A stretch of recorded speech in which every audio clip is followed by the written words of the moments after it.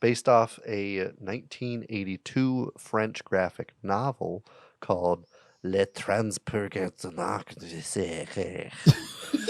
Um, Let's go. What a lovely day! Andy, there's a whole world out there. Jump in. Can you dig it? yeah, You must always pay strict attention. I was just completely enamored by it the entire time. Dude, he did not have to go that hard. I know, man. Isn't it wild?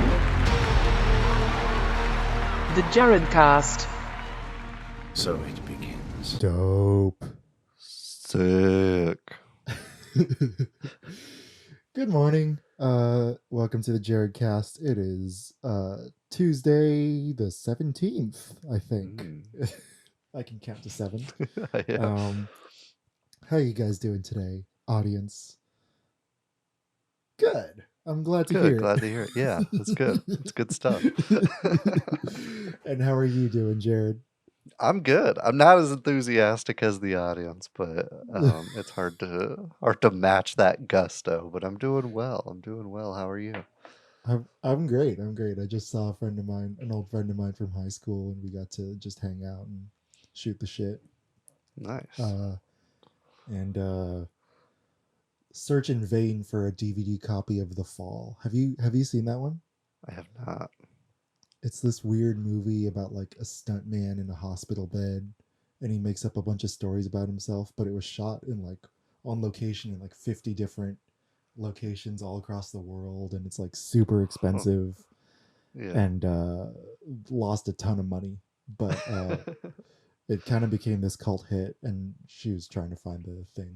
We couldn't find it in the record stores, but Damn. the search continues, I guess. I'll keep an eye out. If I find it, I'll mail it to you. The Fall. Some random Lee Pace drama. Yeah. I'm just kidding. I love Lee Pace. He's really good. But anyway, my name is Jared A.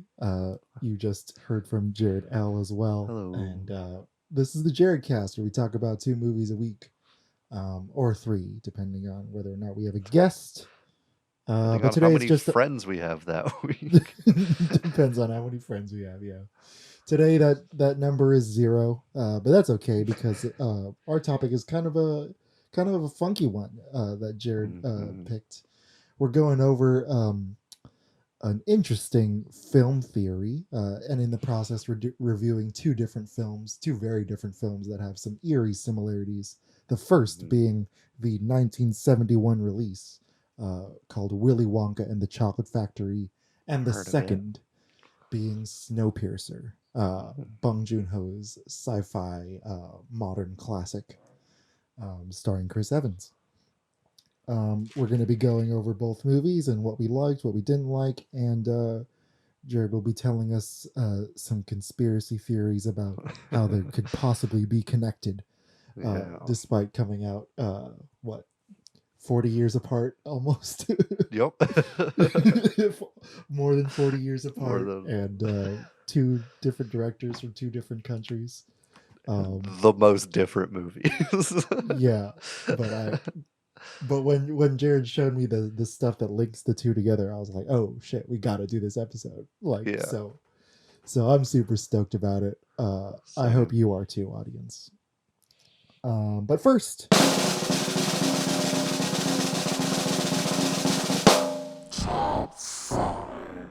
that top 5 today is top 5 funniest actors. We put a stipulation, no stand-up comedian actors, even though I may or may not have cheated, but we don't need to talk about that. I'm really excited. Jared picked this one, and I'm hyped for it. I love talking comedy, and so he just kicked this ball right into my court. Hell yeah. You want to start off, or you want me to start off? Let's go you. All right. Get a little spicy with it. All right, I'll get spicy. I can get spicy. Spicy, yeah. My first pick is a pretty spicy pick, actually. His name is my number 5. I'm still in build a band mode or fantasy Yeah. mode from last week. My first, my guitarist. Yeah. My number 5 is Chris Farley, famous from Second City and SNL. Despite a limited body of work due to an sad and early passing due to his drug use, Chris Farley like rocked the world with his star power, with his just raw charisma. He did everything Belushi did, but better and more crazy, and is considered by several of his peers to be one of the best to ever do sketch comedy, if not the best. He came up with really like awesome class of comedy actors. You got Adam Sandler, Tim Meadows, Chris Rock, David Spade, and Chris Farley was in that group, and he surpassed all of them as far as his acting ability, I think. And yeah, sadly he passed away early, but even with the limited body of work, I think Tommy Boy does and will continue to stand the test of time, as well as his work on SNL. Absolutely. It's funny. My number 5 for these are always the hardest for me. Like the top ones, I'm like, okay, I want these people, and then number 5, I think of everybody else that I've ever seen in a movie before. And him and like Andy Samberg and a couple other SNL boys were like just at that cusp, and I was like, oh fuck, I need them. Yeah. But I did not go with them. Instead, at my number 5, I have the incredibly talented, I don't think she gets enough credit, Madeline Kahn. May know her from Blazing Saddles, Young Frankenstein, Clue, High Anxiety, What's Up, Doc, A Bug's Life. She's fucking hilarious. I love her. Yeah. I've never not laughed anytime she's been on screen. From her amazing performance at Blazing Saddles, which really is the reason why she's here, to her screwball comedy work in What's Up, Doc. Never misses. She's fantastic. She's delightful, and she's my number 5. Very nice, very nice. I only have one old school actor. I'm kind of really? sad about my. I got too many old school actors, so I think that Good. I'll Then make there's up no for overlap. it. Yeah. Okay, my number 4 is Steve Carell. Of course, as a young lad growing up with The Office, this guy was the king of television for quite a long time. He's also star of Date Night, Get Smart, Despicable Me, all movies that I love. A lot of people like Crazy Stupid Love. I'm not a big fan, but he's very, very good in that movie. Yeah, like he's just so great at playing literally every single role that he's ever been in, and super funny. Whether it's like the spontaneous improvised moments that happen on the shows, or moments that like carry a lot of like hefty dramatic weight, like he's still able to like make me laugh. Whether he's running over one of his employees with his car, or making out with The Rock, he's the best. Yeah. Excellent pick.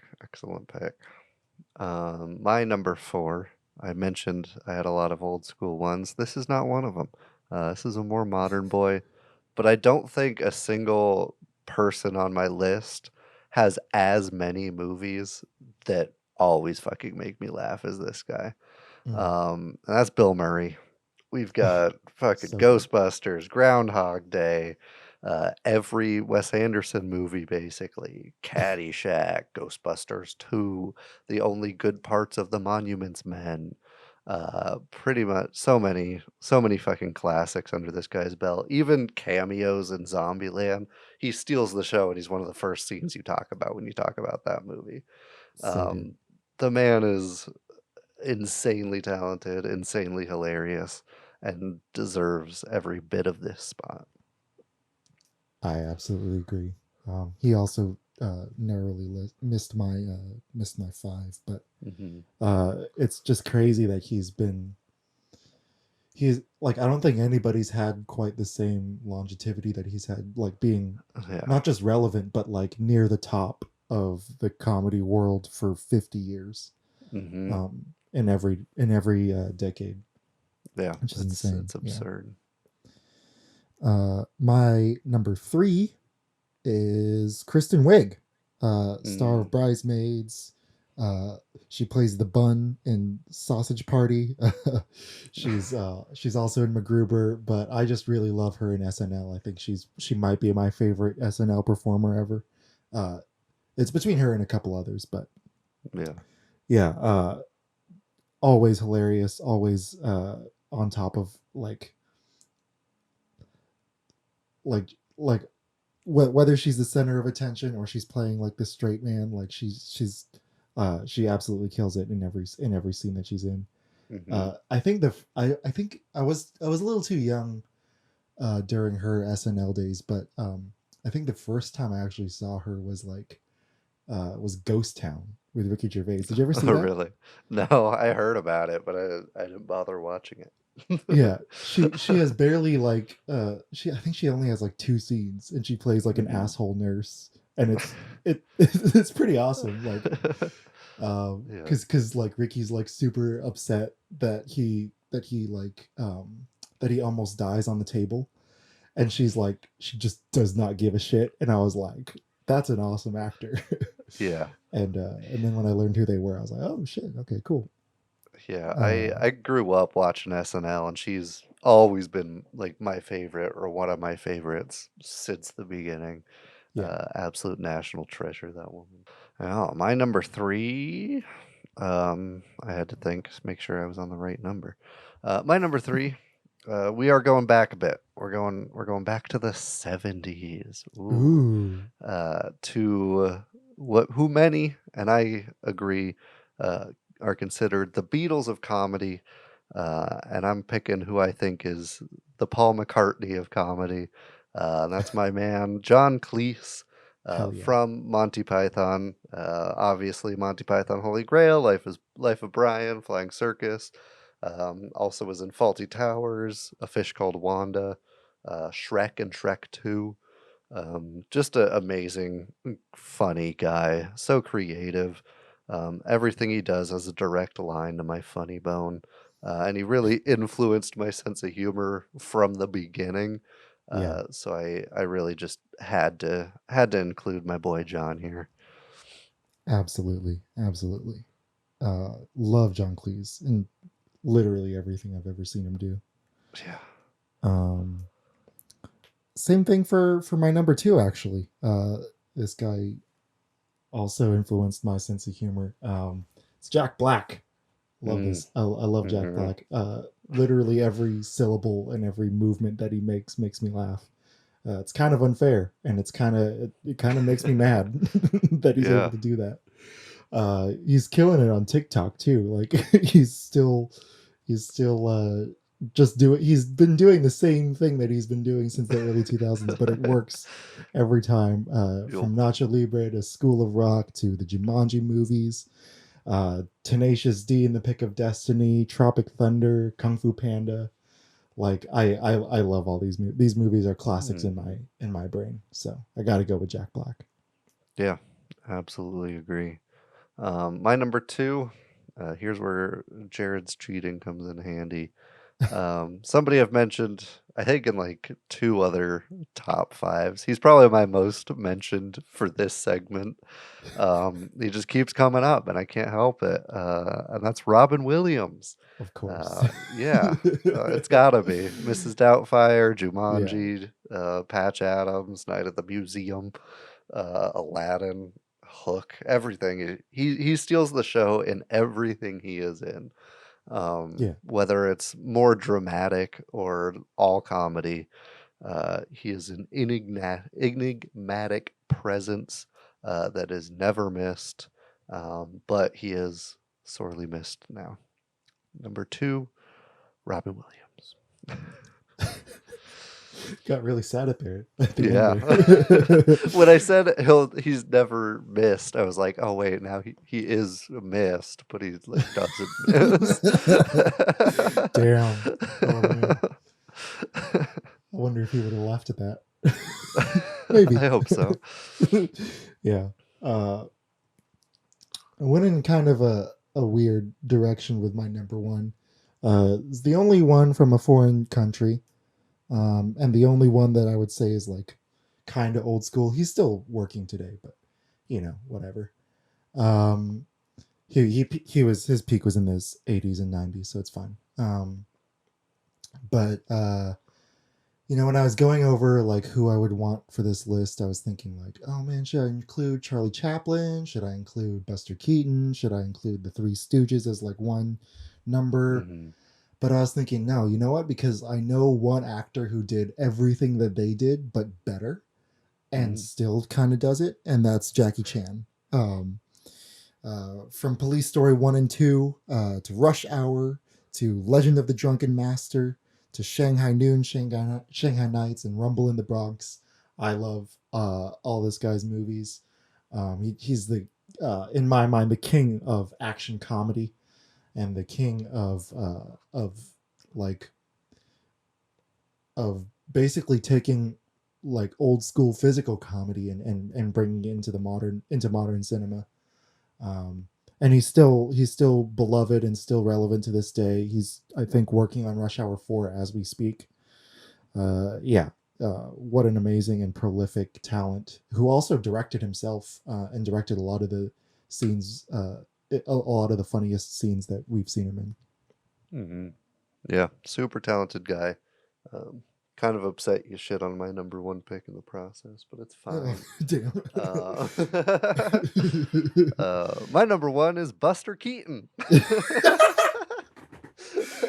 I love Buster disagree. Keaton. I think he did it better than Jackie Chan, but that's a debate for another day. All right. No, they are both amazing individuals. Both insane in every single possible way. But I think Buster Keaton might be like one of, if not the most influential filmmaker. And I don't think he gets nearly enough credit for it. Yeah. I mentioned Wes Anderson before. There would be no Wes Anderson comedic moments without Buster Keaton. Edgar Wright, you see a lot of his stuff in there. Obvious influences on Jackie Chan. If you've seen a building fall and somebody ends up in a window, props to Buster. He's just so talented, so funny. I love his deadpan style, something that has a soft spot in my heart, like we saw with Bill Murray. The General, Sherlock Jr., Steamboat Bill Jr., and The Cameraman are four absolutely hilarious films. Even just watching highlights of his jokes and his bits, it's so creative, so unique, so physical, and I love every minute of it. Hell yeah. Even serious movies like the John Wick movies like directly cite him as an influence. It's kind of cool. Yeah, he's got his fingerprints everywhere, and so number one. Hell yeah, dude, that's awesome. Look at us, zero crossover, despite us both agreeing with each other's list entirely. Yeah, we both had completely different ones. So go us. So good. I feel bad for cutting my boy Andy Samberg though, because he doesn't get enough credit for his acting chops. I think with Palm Springs he's starting to get a little bit more of a reputation, because since before that it's like Brooklyn Nine-Nine and then like Lonely Island stuff, which he kind of just gets lumped in with like the trio, which they're all fucking hilarious. But I'm excited to see where his career goes. Yeah. And the love for Hot Rod has only grown over the years, and I think it'll continue to grow. Yeah. And I like that Pop Star is just following in those footsteps. So good.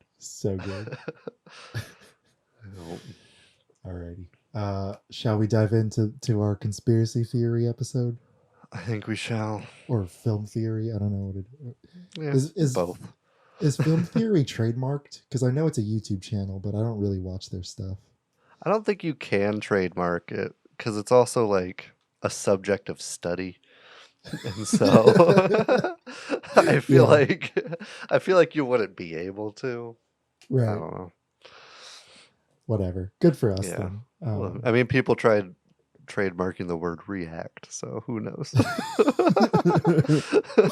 That's right. I forgot about that. Sheesh. Weird move. Yeah. Anyway, shall we dive in? Let's do it. What do you got for your bad review? I wanted you to start so I could interrupt you. Oh, okay. But today we have a little segment. It's more fun when I just am super rude with it and just punch in. But it's fine. It's fine. Don't give me the satisfaction. It's okay. Tonight on everybody's favorite segment. I don't know. I lost my train of thought. Everybody's favorite segment. Cool.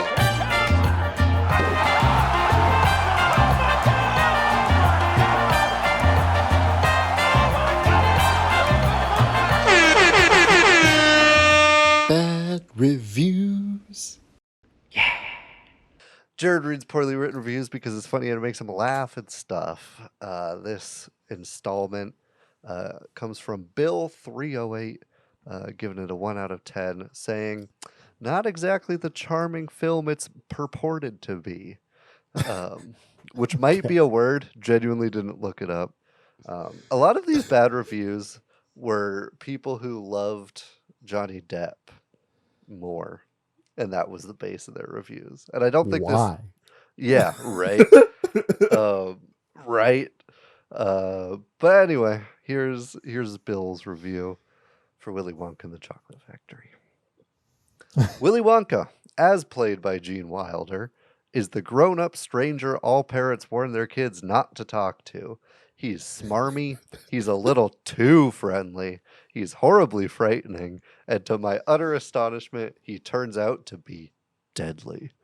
If I were 10 years old and I encountered Gene Wilder's Willy Wonka, I would run screaming from his presence as fast as my terrified little legs could carry me.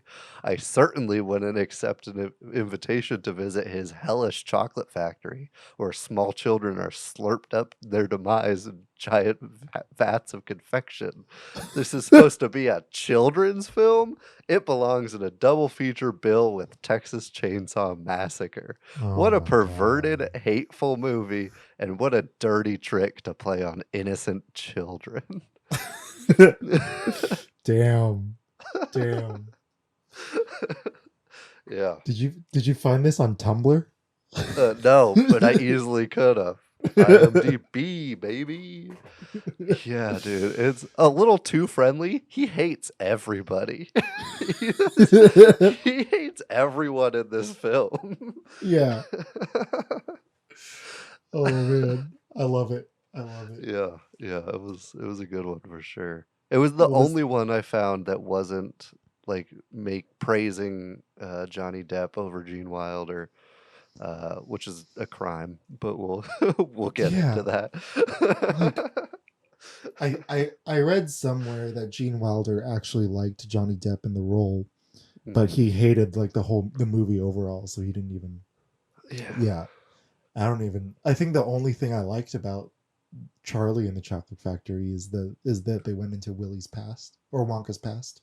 Mm-hmm. But like even that was like whatever, you know. It was like I kind of like not going into it because he's supposed to be this like mysterious figure, and so I think if the audience also buys into that, it helps the film. But that's just me. Yeah, I don't know. Anyway, we're not here to shit on Tim Burton, although that would be a fun episode. Yeah, for the future, bookmark it. We're here to talk about Willy Wonka and the Chocolate Factory, as I said before, released in 1971. The movie only grossed $2.1 million on opening weekend against the $3 million budget.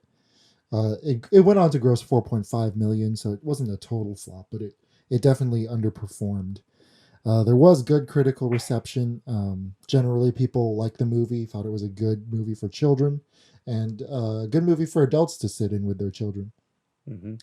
But the movie's primary source of success started in 1974, where there was an insane number of repeated broadcasts and home video sales that continued throughout the 80s. It was re-released in theaters in 1996 to wide praise again, and then and over the years it's had 8 home video releases. I don't think it's ever been out of print since 1996. And on June 29th this year, they'll re-release it again in 4K for the 50th anniversary. So this movie is still to this day like considered one of the all-time classics for children. In 2014, it was even preserved selected for preservation by the Library of Congress. I think that's all the facts I have about the movie. Candyman became a #1 hit after Sammy Davis Jr. covered it. Actually, he was originally supposed to play the Candyman, but the director didn't want any celebrities besides Gene Wilder in the movie. But anyway, he got a #1 out of it, so that's cool. The movie follows a young boy named Charlie who is very down on his luck. He's got 4 grandparents, bedridden. He's got a mom who works day and night, and he's poor. He's poor. He relies on money that he finds on the street to buy candy.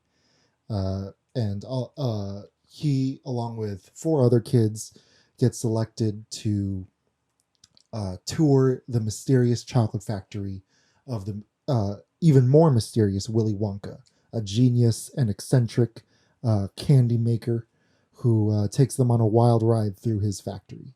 I love this movie. I remember watching it for the first time on VHS on a really small, like maybe 20-inch box TV in 2nd grade with the rest of my 2nd grade class. I don't remember being like, a lot of people cite certain scenes as being really traumatizing. I don't remember being traumatized, but I do remember really, really loving the movie, and especially loving Gene Wilder, who gives he also narrowly missed my list. But he's one of the most iconic actors of all time. From Young Frankenstein to Blazing Saddles to this, he was unstoppable in his prime, and this is one of the best roles that he's ever done. He was like something crazy. There was like more than 10 actors who were considered for the role before him. But he got it, and he made some changes to the character that ended up paying off. We can talk about those later. Overall, I still love the movie. I've watched it many, many times. I don't even know how many. And I gave it a 7.9. There are some dated effects, and the beginning is it's intentionally slow, it's intentionally dull, it's intentionally drab, but sometimes I feel that a little too hard. Mm-hmm. But I think as soon as you get Wonka's entrance at the 44 minutes and 8 seconds, starting at crazy. that point. Yes. Starting at that point in the movie's pretty much perfect. So I gave it a 7.9. Yeah, I'm with you. I think it's an incredible film. I love it so much. I grew up watching it. I still watch it a lot, just like you. I've seen this movie so many times. And honestly, every single time I watch it, I love it a little bit more. Mm-hmm. And this one was no exception. I think it's got a good like commentary on class, which we'll definitely get into for Snowpiercer as well. And Willy Wonka is an amazing character. Gene Wilder absolutely kills it. Steals the show. I think he kind of carries the film on his back, but it's a worthy back to carry it. Absolutely. The music's fun. The Oompa Loompas are a little weird, but I still love them. All in all, fantastic movie. I gave it, and let me scroll up, 8.5. I Ooh. absolutely love it. It's fantastic. Nothing, well, not nothing, but high praise. I agree with you on the slow start, and I think they could have hit the class a bit more, especially when they are in the factory. Because that first 45 minutes is a slow part, but it's like, here's a commentary on society, and then it's like, now we'll get into the fun jokes and stuff. Yeah, Um, yeah. but it's still an incredible film, and I would not skip any scene whatsoever. Yeah. And I think a big reason why the movie has endured so well is because is because of of of the fact that like people who grew up with it are showing with kids who then grow up with it, who show it to their kids and they grow up with it. And Yeah. I think it's gonna continue that way pretty much for forever until we, even when physical media completely dies, you know, I think people will still continue to love this movie, Yeah. in large part due to Gene Wilder. Yeah. Yeah. I absolutely agree. Yeah, I I guess I could talk about. I forgot to write down the song title, so I don't know if you did the. I did. Okay, I cool. got them. Well, I didn't. I don't Yeah. have the titles, but I had like at least what I think is the title, or at least enough to know which one I'm talking about. Okay, cool. That's fine. Yeah, I hear you about the class stuff though. I definitely, and I like that there are like a lot of jokes in that first 44 minutes for the adults that like kind of just make fun of everything. Like even the weird computer scene where he's like arguing with the computer and like Yeah. telling him that he's like, no, you're wrong. Like I totally missed that when I was a little kid, but like watching it now, I was laughing my ass off. That was great. Yeah, that's one of the funniest scenes in the movie. And I completely forgot it exists. Yeah. And they keep cutting to the executives, and I think it's the same exact take because they don't change their expressions at all. Which makes it even funnier. Yeah, it's so good. Pretty much all the news reports are funny too. Like, Yeah. yeah, every time they go to the kids and the journalist doesn't know how to deal with them and stuff. The kid actors are also pretty much all amazing. There's like one there's a couple scenes where you could tell that they had to really like try to be like to get that scene, and there was actually some behind the scenes trouble between Gene Wilder and Mike TV, or the kid who played the kid who played Mike TV apparently like broke some stuff because he was too crazy on set. Which is kind of crazy. Yeah. I kind of noticed this time that the kids follow like the 7 deadly sins. Well, not like all 7 because there's not 7 of them, but like kind of like Veruca's greed. Augustus is obviously sloth or whatever, gluttony. Yeah. Violet is pride because she's always thinking she's the hot shit. Mike TV is anger because he wants to shoot people. Wait till I get a real one. He doesn't fit exactly, but I don't know. It was interesting. Yeah, that is interesting. I didn't even think of that, honestly. It's kind of funny. And yeah, that's weird. I wonder if that was intentional. Maybe. It's also like they're supposed to be just annoying, high class, spoiled children. And so you're going to kind of hit all of those marks. And so, intentional or not, I think it just ends up that way.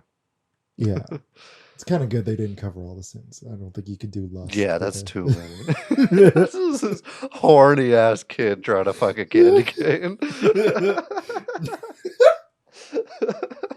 Oh my god. You could have one of the parents. One of the parents being all horny would have been actually a good bit. Trying to sleep with Wonka the whole time. I'd laugh at it. I'd probably laugh too. But yeah, even before the other kids get introduced, I kind of like how in Candyman they like um they do a good job of establishing Charlie as an outsider. Like just the way he's staged, kind of just slightly behind the kids. The way the director kind of points all of their faces away from the camera. And we only really get to know Charlie's expressions and Charlie's stuff. And the song also does the same thing of like inducing that childlike sense of wonder and awe and and mystery about Willy Wonka, and you see it in Charlie's face, and so you're like, oh man, I want to see what I want to see what Charlie wants to see. I want to follow him on this journey. Yeah, and that scene, it gets a bit culty. I'll say it. A little bit. But I think it's fantastic in instilling that wonder. The book was written by Roald Dahl, childhood novelist hero. Probably has he been canceled yet? Should I watch myself calling him praising him? I think you're fine. Cool. Yeah. But he wrote it based off living near, I think it was Hershey's or like some chocolate factory. He grew up around, and so like having that wonder as a kid where you're like, I love the product, but I'm not allowed inside or anywhere near this building. And they really make the whole audience feel that way. They nail it. Yeah, 100% agree. 100% agree. I also noticed that like in the production design, pretty much every color is like dull except for the red of Charlie's scarf. I don't know exactly what the color red means in this thing, but it's like Schindler's List. No. Not even a little bit. I think it might be because they're trying to get us to focus on Charlie and focus on like, okay, this kid is like like you need to pay attention because this kid's going places, and this is your hero. One thing, like I know it's a joke and I know it's like funny, but like I always like cringed a little bit when like someone would find a ticket, they immediately throw the chocolate away. And I was like, that's such a waste of chocolate. I get it, you're hyped, and now you theoretically have this unlimited amount, but like, come on, there's kids like Charlie who would stab someone for that chocolate. So good. So good. Yeah. I love, Charlie also has a line when he doesn't win the first time. Mostly because Grandpa Joe's an idiot and buys the wrong candy bar entirely. Zero suspense for that scene, by the way. But he says, "Oh, I bet the golden ticket makes the chocolate taste bad, anyways." And it's such like a such a sad but like wholesome. And why is this kid so profound in his coping mechanisms? I love it. I love that line so much. That is a great line. I don't understand why the grandparents were bedridden for 20 years. Yeah. That's such also, a long time. Their names, fuck that shit. Right, because the spouses are like two different versions it's George, Georgina, Joe, and like Josephine. Yeah. Super bizarre. Even compared to the rest of the movie, I'm like, huh? This is kind of weird. And there's no reason to list them off. Like, you don't ever come back to it. Nobody's like, Georgina would really like this candy bar. Like, no, you just wanted to say it. And as soon as the grandpa gets out of bed, it's like, fuck the rest of the grandparents. Like, and then he's immediately tap dancing, that lazy piece of shit. You could have been working. You could have had a job. Yeah. Fuck Grandpa Joe. Man. Yeah. I think John Mulaney was right to be freaked out about that scene. Absolutely.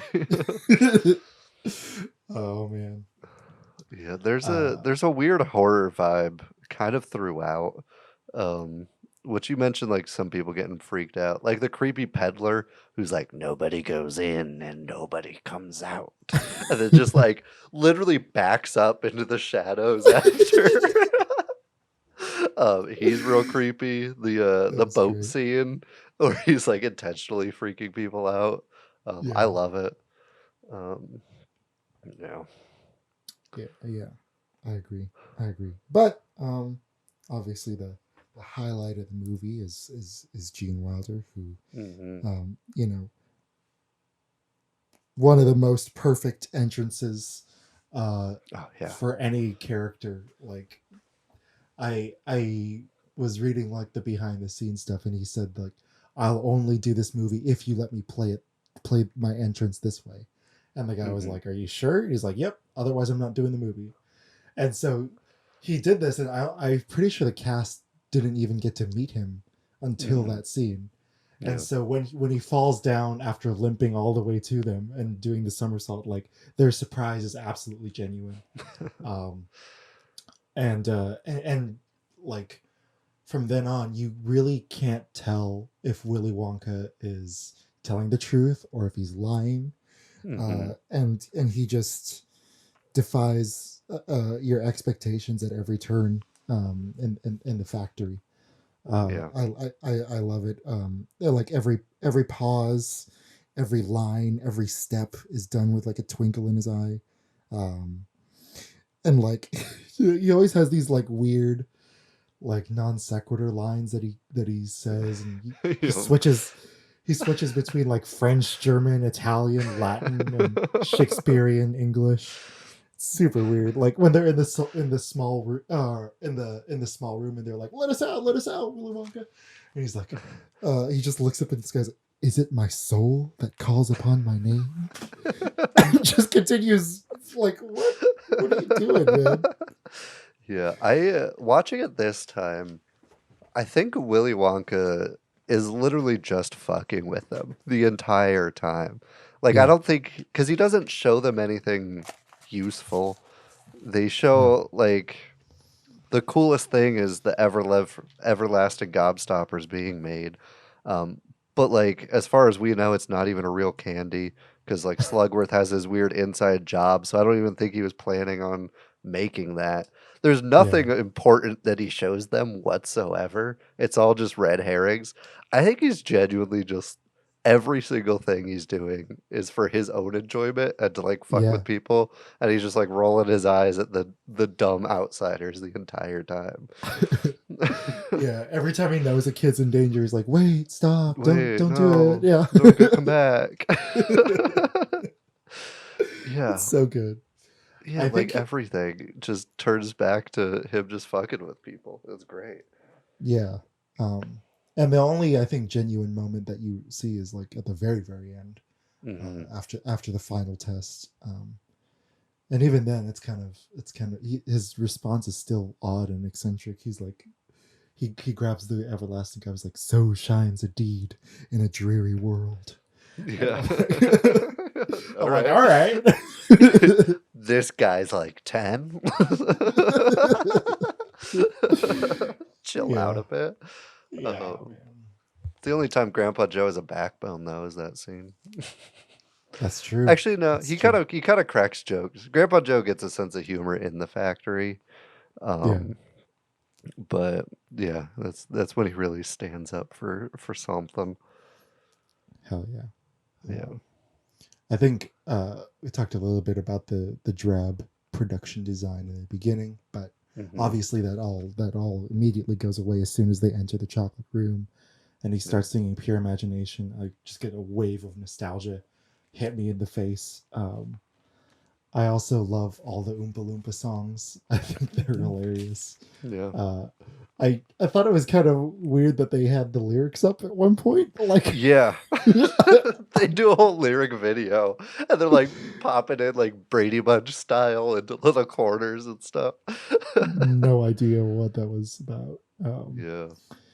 And I also like how, like, throughout the rest of the factory, the movie, like, obviously we know it because we're adults watching this, but the movie makes it very clear at every single turn, at every single elimination, that it's the parents' fault. for why the kids are so bad. And so that's why I think the movie is like so good for adults to watch too, is because it's like, you know, this is how you shouldn't parent your children. You know, you should actually raise your kids to be good people. Mm-hmm. Yeah. Yeah. The deaths are all amazing. I love all of them. I think Augustus Gloop is the most iconic. Also, shout out to the Simpsons episode where Werner Herzog plays an old Augustus Gloop and he has PTSD from the tube. Hilarious. I love it. But yeah, I think that's probably the most iconic one. But the most satisfying has got to be Veruca's, I think. Just because she's such a little shit. She's easily the most annoying one to me. Like Augustus, he's eating things. He's funny sometimes. Mike TV's over the top, but like he's not gonna hurt anybody yet. Right. Violet's kind of pompous, but Veruca's literally insufferable. Oh my gosh. Yeah. Like, jeez. And then when the lady finds the golden ticket, she immediately takes it. I found the golden ticket. Yeah. Like, oh my god, like, dude. fuck off. Go away. Leave forever. Yeah, she's annoying. Should we go to song by song? We kind of touched on it a second ago, but I've got my titles and ratings ready if you want. Yeah, go for it. Okay. First up is the Candyman Can, sung by the candy shop owner. It's iconic. It's catchy. I gave it a 7 because he really has no energy or passion towards it. Yeah. But it's still a fun song for sure. Watching it with a 2021 lens, it's kind of weird to see him putting his hands on the kids like that. So I'll give it a 6. Yeah. I do like the song though, so that's why I'll give it. I'll keep it above a 5. Mm-hmm. Yeah. His mom, Charlie's mom, sings a song which I think is called "Cheer Up, Charlie." And there's like a little montage of Charlie walking the streets all sad. For a little too long. I gave it a 4. It's a good vocal performance. It's honestly fine. I'm not even sure if it was her voice. Yeah. So I'll give it a 3 because like I mentioned earlier, like although I love that they leave Willy Wonka out and they leave the tone of the movie, or the movie like plays the cards close to its chest, like until like the 44-minute mark. Like I still, like you could easily cut that out and it'd still be fine. And it's the only scene that I could do without. Yeah, because and like we already know that Charlie's poor. We already know that that he has big dreams and has no way of getting to them. Like I don't think we need it at all. Yeah. Next up is "I've Got a Golden Ticket," sung by everybody's favorite Grandpa Joe. What'd you give this one? I'll give it a 5. I think it's okay, and I think it's amusing, and I think like the fact that he actually falls on the kid like a couple times, I think is really, really funny. Yeah. Yeah. So for directing, I'll give that a 5. Yeah, I gave it a 3. I like the bits. It's good for a couple bits. First off, Grandpa Joe, you don't have that golden ticket. Charlie does. Technically, he never even said he was taking you. You're a presumptuous little asshole. Now Charlie feels guilted into bringing your ass along. So thanks for putting that pressure on him. Maybe you wanted Georgina to come. Yeah, I like he's got sweet dance moves, but he's an asshole for staying in bed when he can tap dance. Yeah. Yeah. I think it's okay. It's fine. Yeah. He's healed with the power of consumerism, which I think is funny. That's great. That's great. Yeah, you could even see like the like septic pots below the bed. Like You've been Come on. You've You've been faking for that making long. your poor daughter take out your literal feces because you didn't want to stand up on the cold floor. That's right. He says it's because the floor is cold.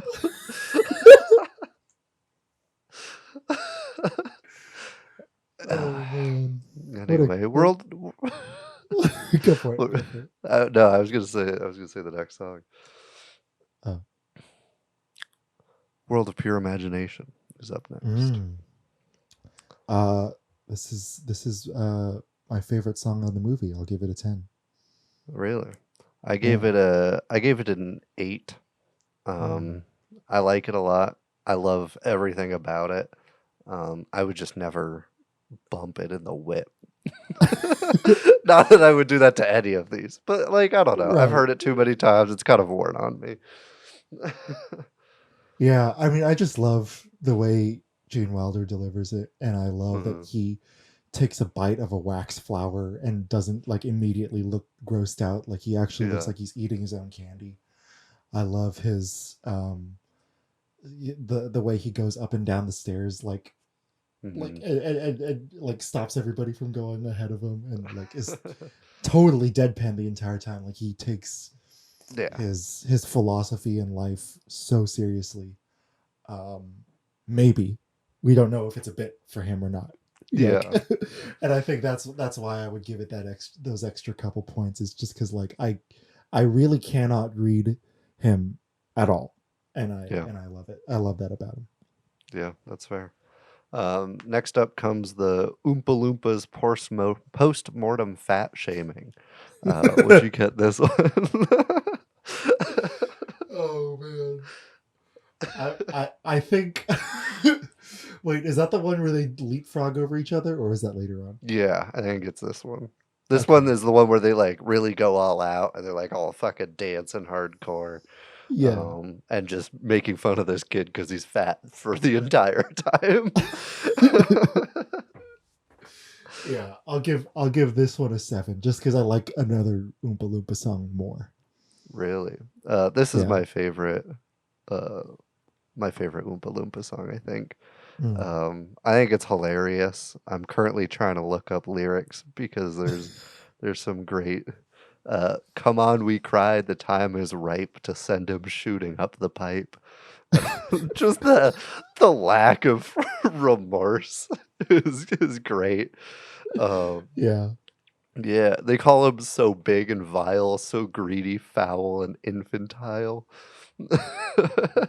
Jeez. Yeah, they lay it on as thick as Augustus Gloop is, and I love it.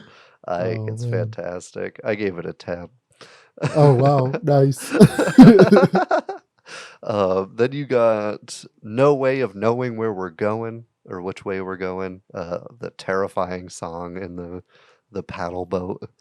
What'd you give that one? I give it a 9. That's my second favorite song in the movie. I love the screaming towards the end.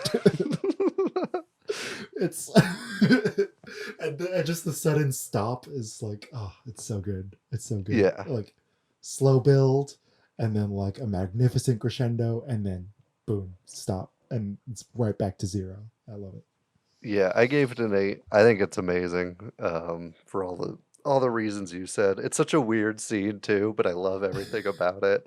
Yeah. That sudden stop also makes me think he's kind of just fucking with people. Because the second somebody says something, he's like, "Are we there?" or whatever. He's like, "Oh yeah, we could get off now."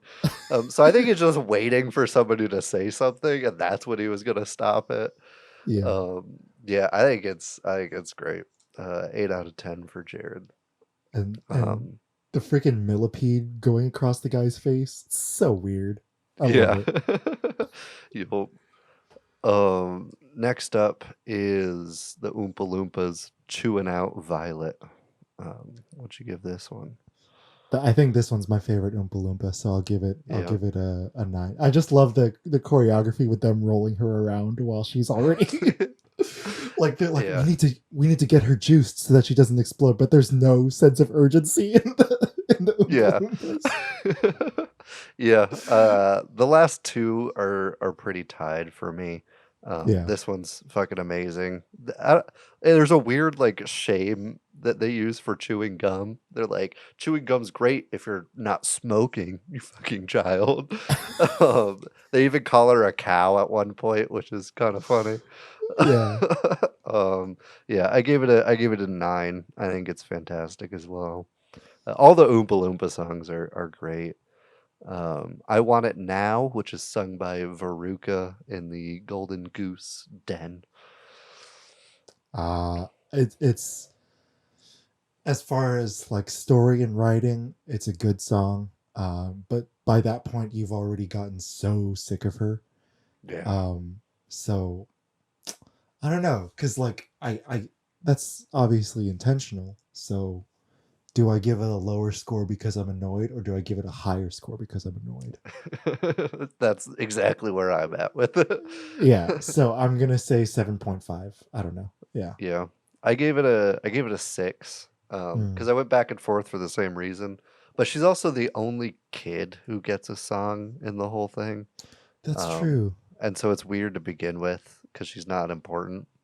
And it Yeah. kind of makes it seem like she is, which kind of lets her win a little. But that's it. She's obnoxious. Then second to last, you get the Oompa Loompas parental gatekeeping. After Veruca falls in the pit. Right. I think this might be my favorite lyrics because it's like directly at the parents who are watching the movie, but I think it's also the laziest choreography. So I'll match 7.5. Yeah. I'll keep it there. Yeah. Yeah. I like it for the same reason. I think I gave it an 8. It's funny that they straight up call out the parents. I like that. I think it's great. I think it lives on that. But then like I don't know, after that it's kind of just whatever. Then you get Mike TV's song, which kind of shames us for watching a movie that they are currently starring in. Yeah. It's interesting that the song's like about like don't watch too much TV, kids, but then they kept playing this movie on TV over and over and over again every year. Yeah, I don't even know. I'll say I don't even really remember the song that much. Is probably so. If it's the least memorable, I'll give it a 6.5. Yeah, I gave this one like a 7. Because I don't know, it's funny burns. Like, what do you get from a glut of TV, a pain in the neck, and an IQ of 3? Like there's some sick burns, but they're just like, oh, read a book, you fucking lazy piece of shit. Why are you even watching this movie? And it's weird. But it's the Oompa Loompas, so who cares? Yeah. Honestly, shout out to all the Oompa Loompas, man. Those guys don't get enough credit. Actually, there was one woman among them. But apparently they were notorious for partying hard offset. Hell yeah. Which is awesome. That makes me happy. Amazing. Yeah.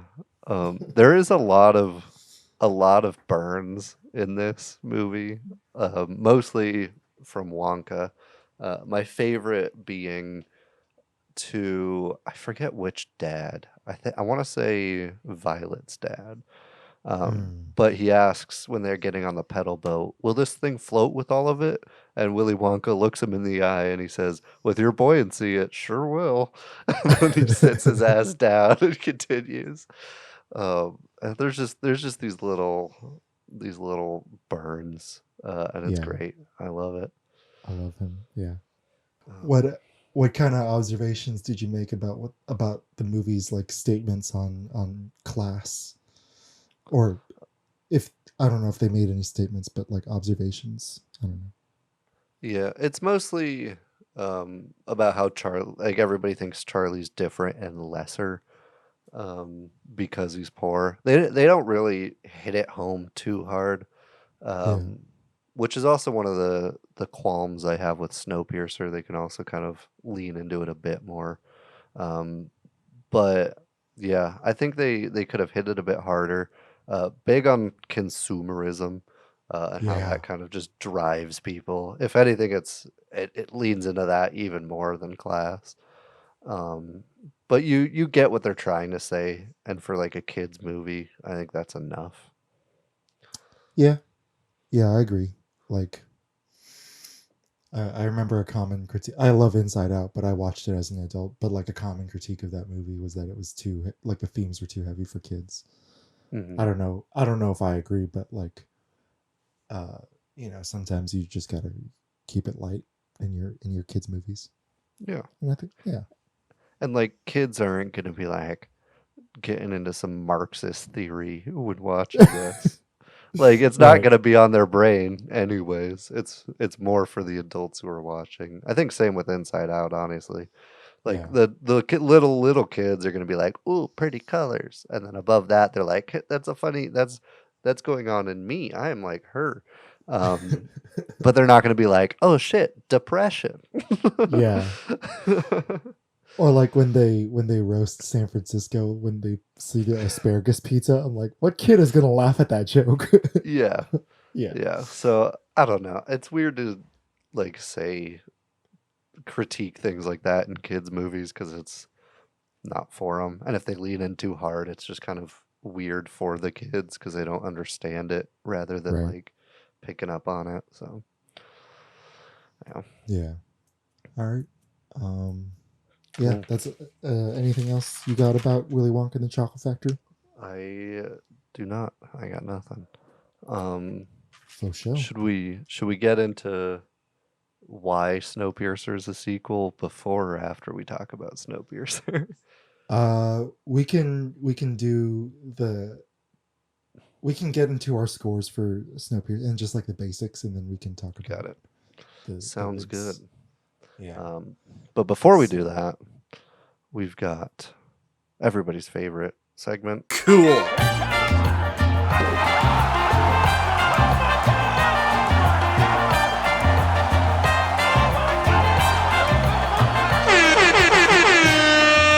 Bad reviews.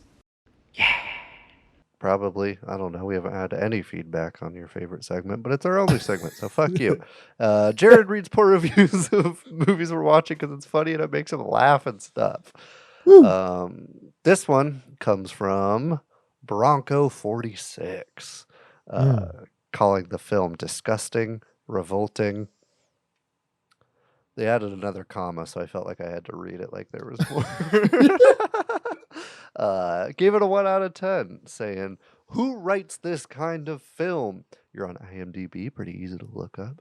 "What kind of mind spawns this kind of rubbish? Anyone who rates this film above 2 stars hasn't matured beyond their tweens. Why adults would want to see this kind of disgusting story is something that should be looked at by a psychiatric program at a university. This film is set on a solar-powered train that runs in a long loop that runs around the world. The people on the train are the last survivals of an environmental disaster that throws the world into a deep freeze. So much for global warming. The train runs like a Soviet Union where everyone is equally miserable except the pampered few in the front of the train. If you enjoy cannibalism, murder, watching people eat feces, and infants, this movie is for you. And please make an appointment to have your head examined if you can actually sit through this mess. I couldn't." Damn. Man, he is so close to getting it. He was right there. He was right He had there. it. He had it. He just had to be like, "Oh, that's intentional. That's supposed to." For everything he said. And then you're there. Oh man. Yeah. I love once again a whole new level of stupid that Jared has scooped out of the internet. Yeah. And I don't dig for these very hard. Like Yeah. they're all the first page of 1-star reviews. That's it. That's all I do. That's great. Yeah, and this was pretty in line with everything I saw there. I love this so much for global warming, as if they don't directly address in the first 30 minutes that this is Right. because of global warming. So stupid. And like he's like, oh, it's run like a communist dictatorship. Everybody's miserable except for the pampered few. And you're like, come on. It's so close. He's so close. Yeah, it's great. If you haven't seen it, first off, what are you doing? Go watch it. I'll wait. Okay, welcome back. We're talking about Snowpiercer by Bong Joon-ho. Kind of his breakout into America with his, I don't know, was it his first English film? I haven't seen his entire catalog. Yes. I think both this one and Okja are English and Korean, but mostly English. Yeah. Yeah. Okay, cool. It follows, as Bronco 46 so kindly pointed out for me, a train after global warming hits the earth a little too hard. They launch a chemical called CW7 that freezes the world. It works a little too good, and it causes life as we know it to die, except our Lord and Savior Wilfred knew this was going to happen, prepared, built a long ass train to save humanity and life as we know it. It talks about class. It talks about not so much race, but kind of has some racist undertones to it. And it's great.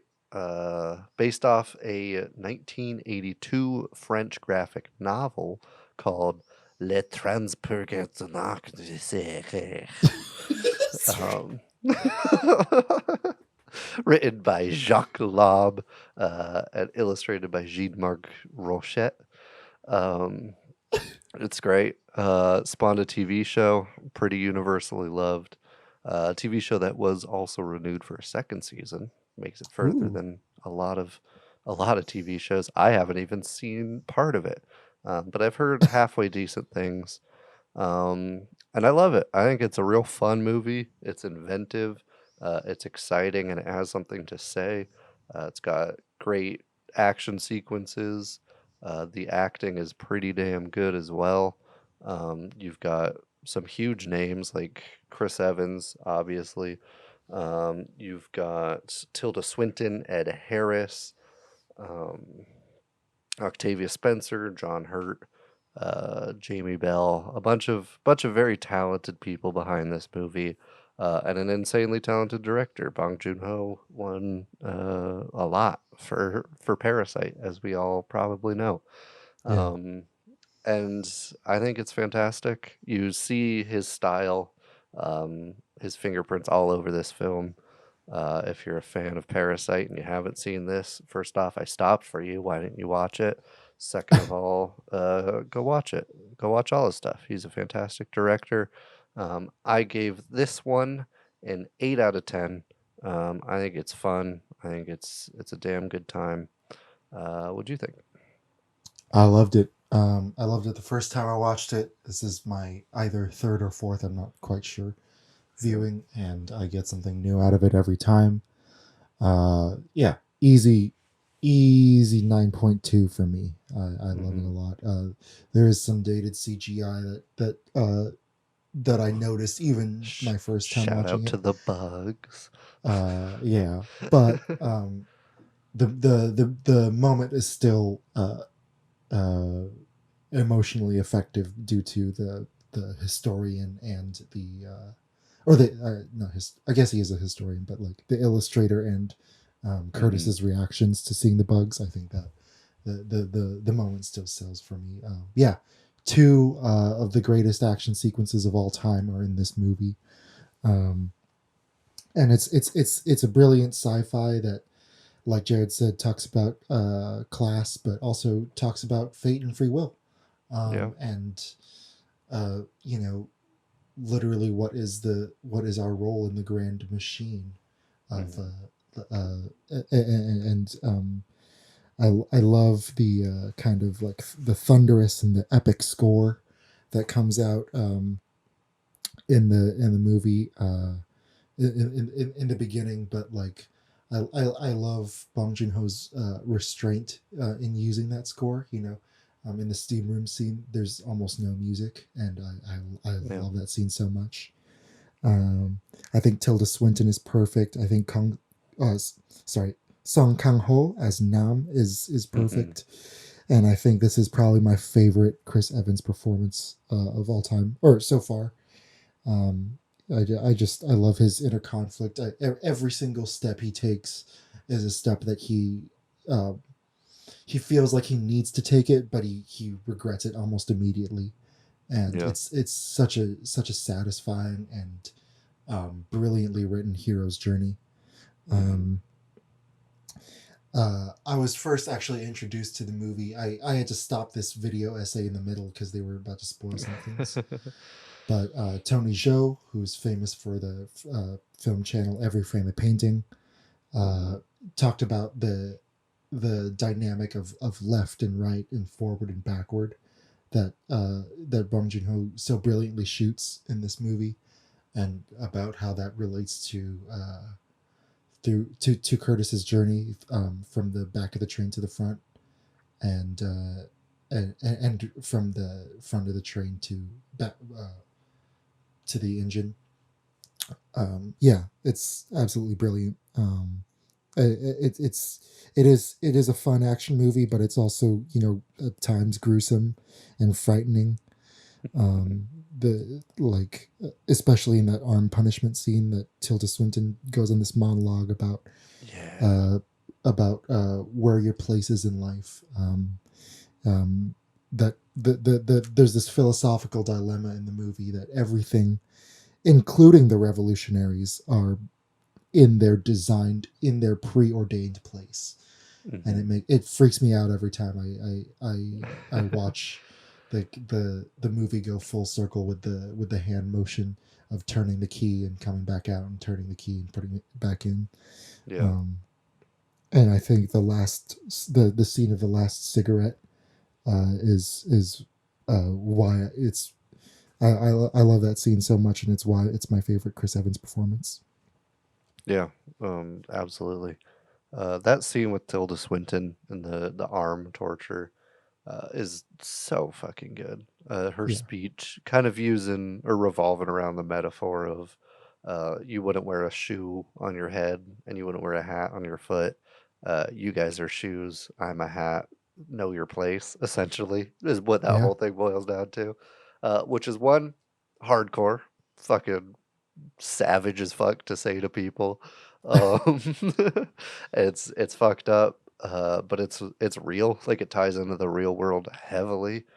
And Tilda Swinton's just such a insane person in this movie that you like immediately buy into the cult of Wilford that is this entire train. The guy getting his arm tortured is fucking brutal, but it's still surprising because you think that like just the frostbite is the entire torture. But then they smash the arm and you kind of realize, oh fuck, they mean business, which sets up further gruesomeness later down the road. It's just such an important scene at the beginning of the film to just set everything in motion. And I absolutely adore that. Her performance is insane. I mean, her performance in literally everything is fantastic. Of course. And this is no exception. Which also kind of brings me to like the costume design of this movie. I'm not one who usually like takes note on like costuming in film, but this one is so good. Everybody is perfect, from Tilda Swinton's batshit crazy looking, kind of Willy Wonka looking jacket that she wears, to the child catcher's bright yellow happy-go-lucky like pantsuit, I think it is, or dress. It's just a dress, right? Oh yeah, Claude, right? Yeah, Claude the child catcher. everybody just looks amazing. The people in the back of the train look visibly different anytime anybody from the front of the train steps in. Yeah. The only similarity that they have with people who are ahead of the train is actually the soldiers. The soldiers are pretty drab looking in terms of like color, super mute because they're also pawns in this game.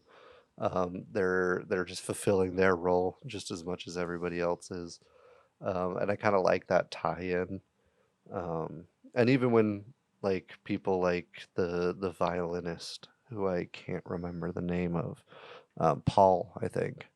Even when he gets like brought to the front of the train, he's like almost unrecognizable. Yeah. And so like they just hammer in like the separation, which is makes the train perfect. The cars being separated, they just hammer in that separation of like we belong here, you belong there, and it goes deep down all the way to the costuming in this film. Yeah, 100% agree. Like when you see that shot of the five of them with Mason going into the aquarium, like it's such a like an amazing contrast between the like two entirely different worlds in this is it an oligarchy? No, I guess it's a caste system, right? If they're locked and they're not allowed to move up. Yeah. Yeah. Yeah.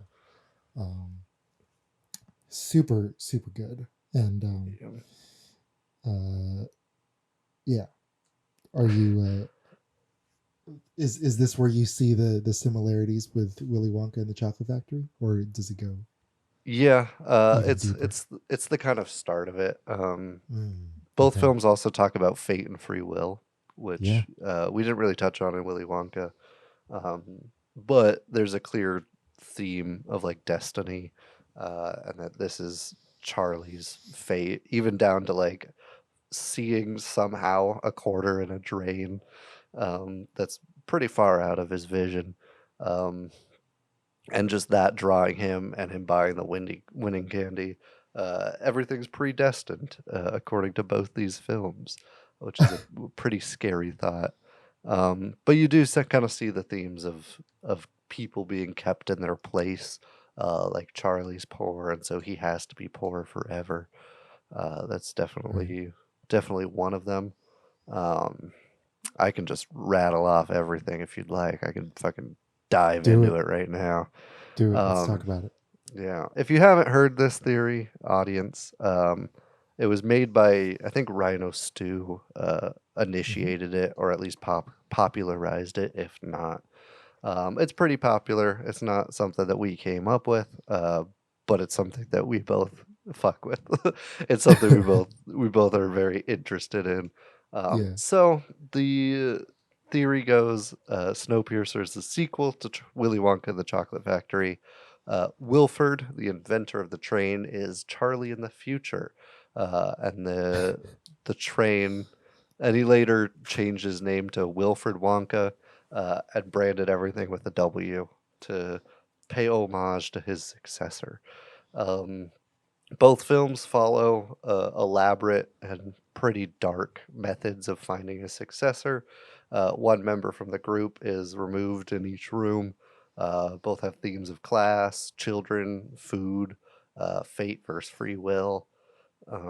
You see, not speaking of that food, Willy Wonka specializes in both food production and experimental transportation, as we talked about, and doing both in self-sustaining manners, which big train self-sustaining seems to be impervious to the cold.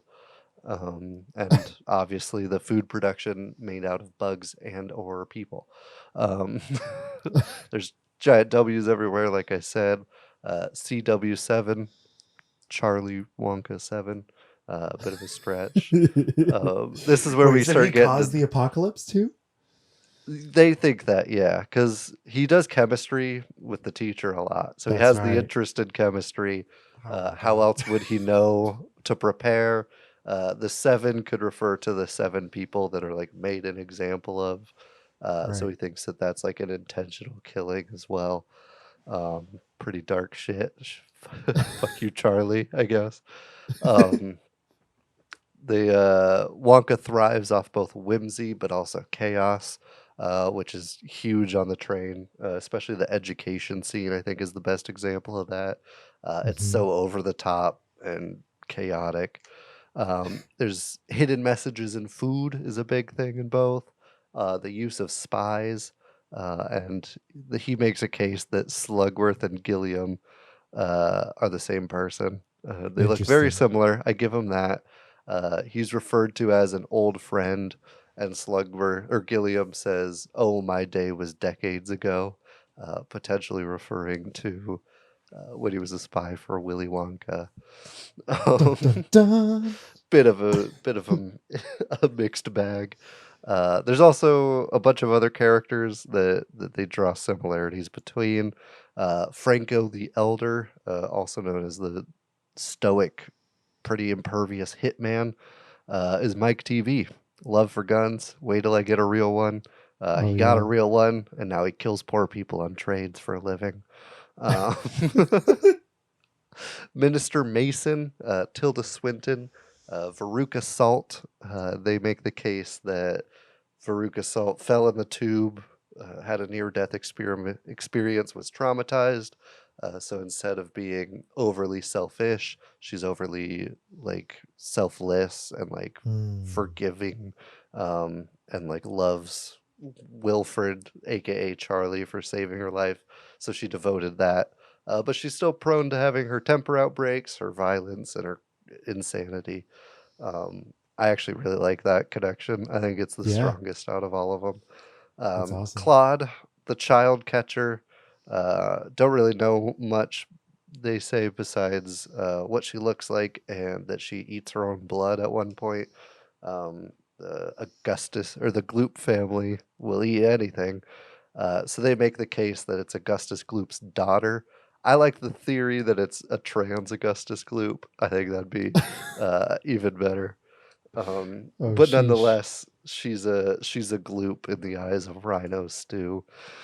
Um, Chrono, the drug slash explosive, uh, exploding gum for your enemies, could be seen as a precursor to this. Right. Um, and what I think is the most damning evidence is these offhanded lines about like machinery for the engine going extinct decades ago. There's no Oompa Loompas in the world anymore. You need Right. a small body to fit in that tiny area, so now he has to use children, because he planned on using Oompa Loompas, and they are no longer.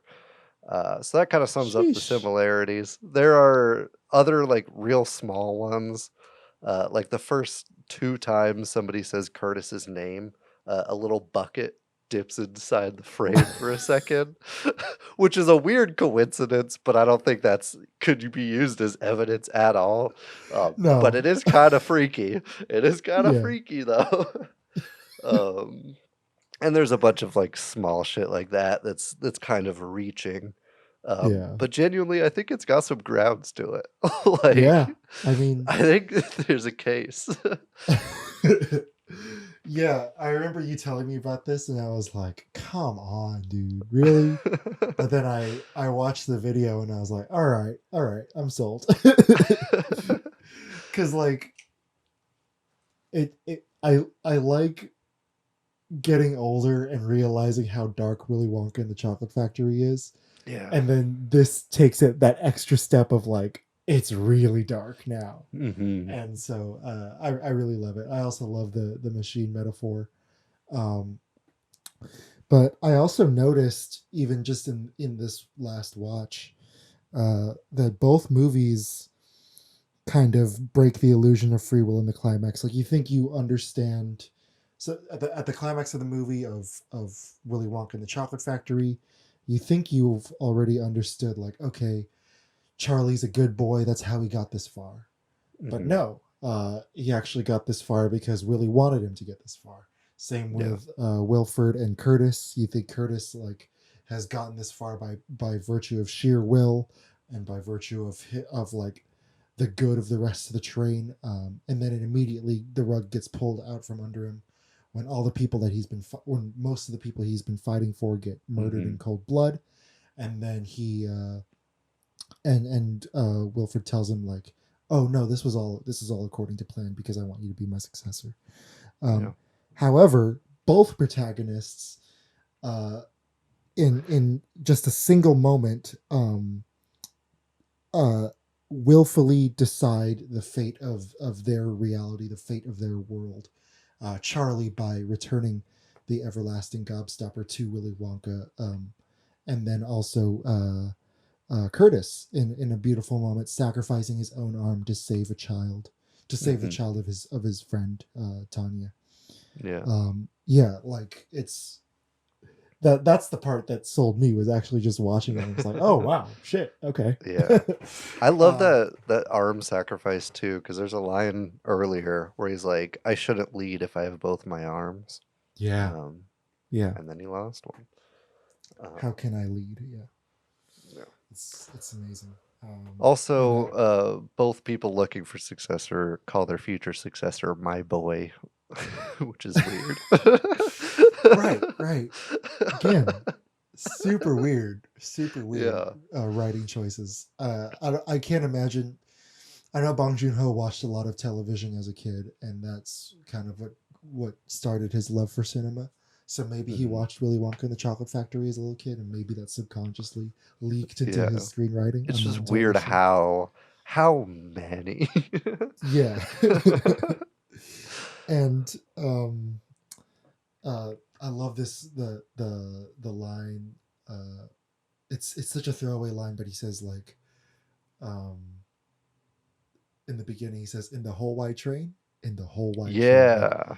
For the train babies, this is their entire world, which is so tragic to think about. But again, Willy Wonka has a kind of similar thing. Like Charlie really had no idea how beautiful the world was until the very end, when he gets to see above it. And and at the same time, Timmy, Tanya's child, has no idea how big the world is until he and Yuna step outside and see it for the first time. See the world as it is for the first time, and see that life is possible outside the train. I love it. It's so good. And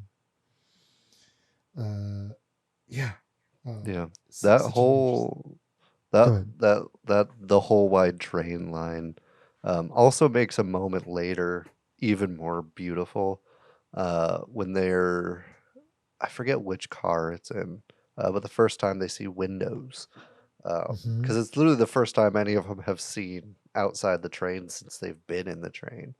And so them going like, that's not a window, is it? And then get blinded by the light.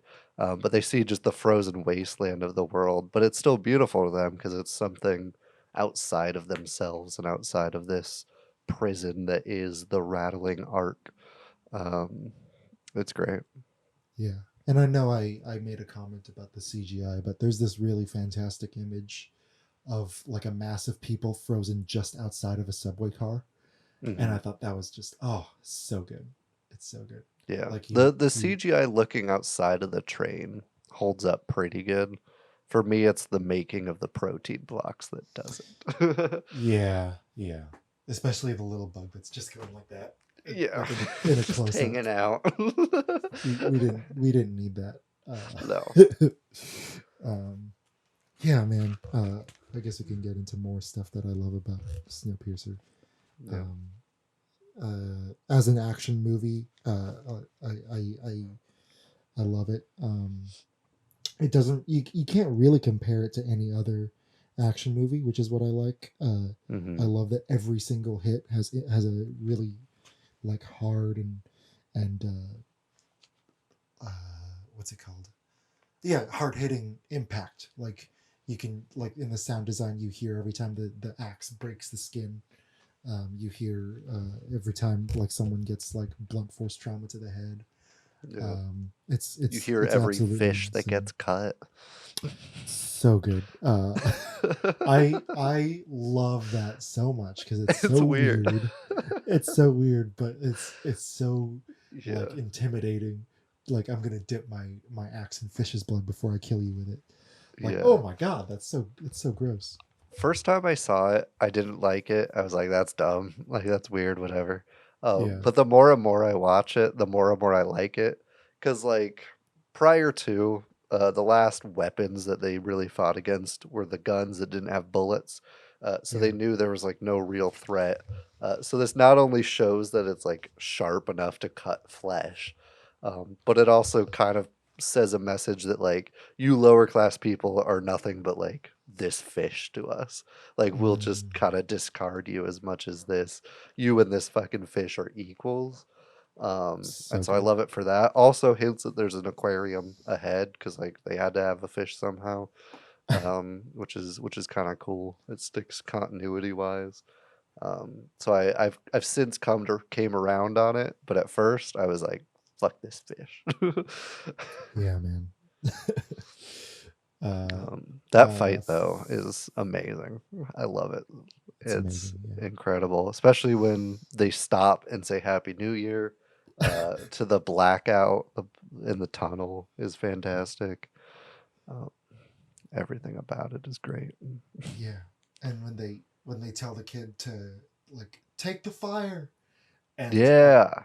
and the kid, and you see the kid running down the hallway with a torch, and then Mhm. Gray takes it, and then the armless guy takes it, and then that goes back around when he tells Yuna to take the fire, and to the chronal block.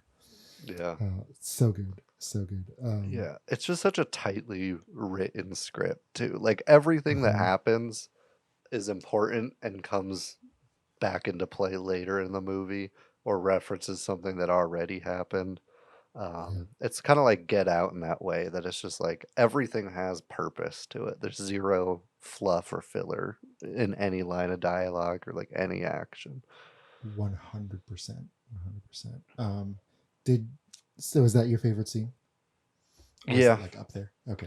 Yeah, that Tilda Swinton's speech are both my favorite.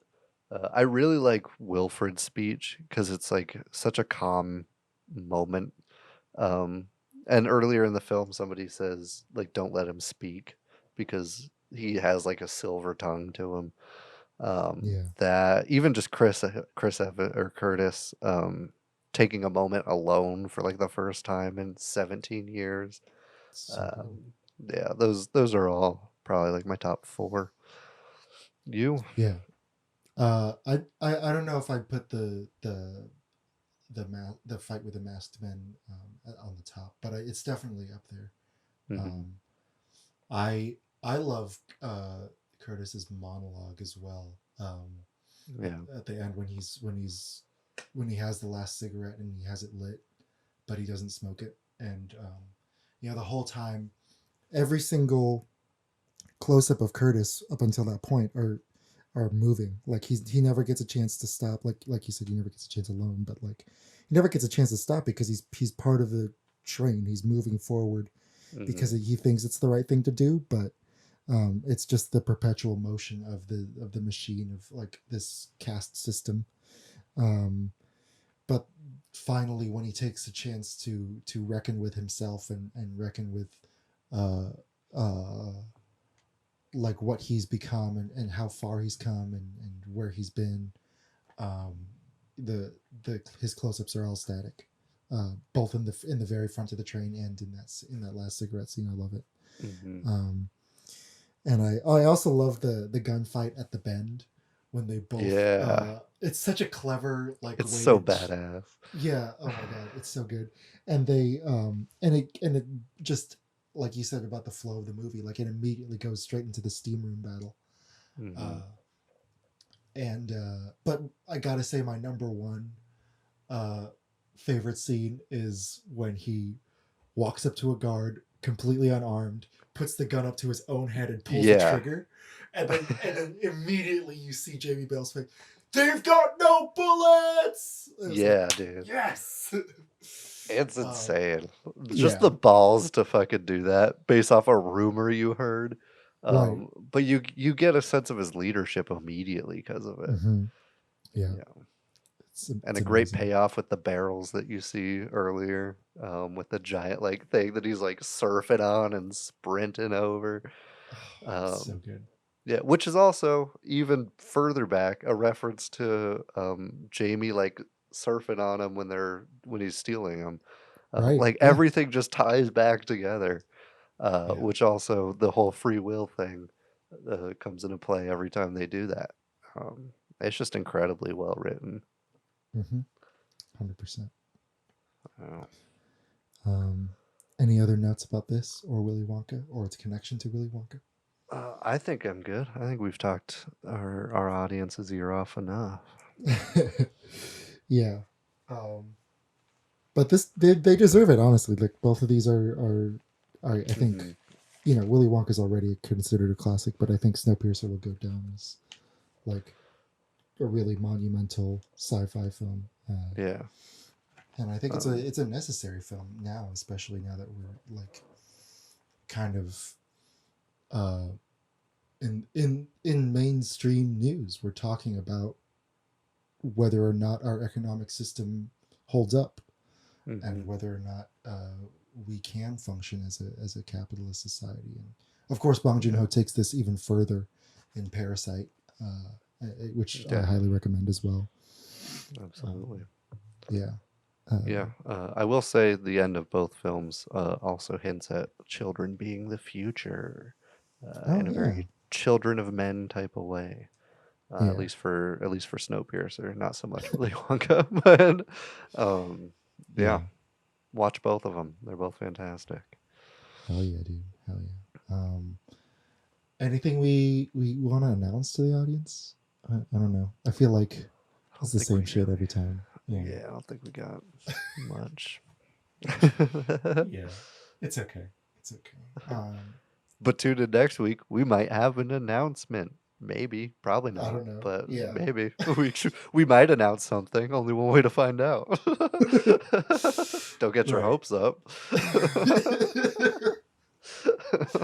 Yeah, it is kind of weird though. Now that we're not doing it like super far in advance anymore, because we've caught up to ourselves now, which is interesting.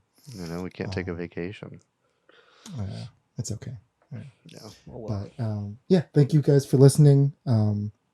You can follow the Jaredcast on Instagram, Facebook, Twitter, TikTok, and YouTube. But most importantly, check out the podcast on all streaming platforms. Or check out all podcast episodes on all streaming platforms: Spotify, Stitcher, Apple Podcasts, and SoundCloud. I'm also going to start putting out longer clips on IGTV for you guys. By the time this has come out, I would have had the entire Build-A-Band sequence for you out on Instagram. So feel free to watch that on your phones. And we'll see you next week. And we love you. Yes, we do. Woo woo. Bye.